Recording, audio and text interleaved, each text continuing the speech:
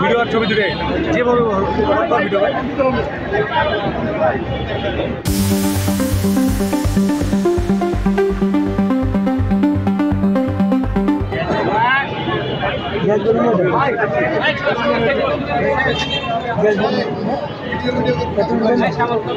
শ্যামল ভাই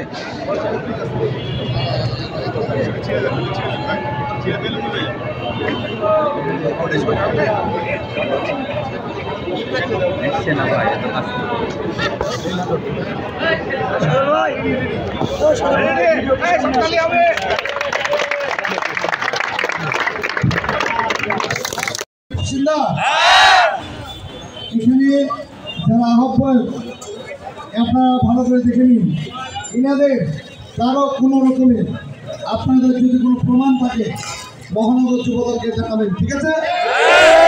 এই যে সদস্যটি পাঠিয়ে না, এনাদেরকে চিনেন? সদস্যটিদেরকে চিনেন?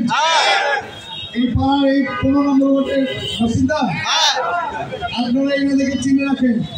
এনাদেরও যদি কোনো রকমের কোথাও কোনো দলীয় বাইরে সম্পৃক্ততা থাকে আমাদেরকে জানাবেন, ঠিক আছে? আমি আহ্বায়ক এবং সদস্যকে আমরা মহানগর যুবদলের পক্ষ থেকে আপনাদেরকে অগ্রিম শুভেচ্ছা জানাচ্ছি। সবাই তো নেতা হবে না, কেউ একজনই হবে, সদস্যটি কেউ একজনই হবে, আহ্বায়ক কেউ একজনই হবে। আপনাদের কি রাজশাহী মহানগর যুবদলের প্রতি আস্থা আছে? যুবদল মহানগরের যে কমিটি করবেন সেটি মেনে নেবেন? নেবেন না নেবেন না? হাত তুলে দেখান।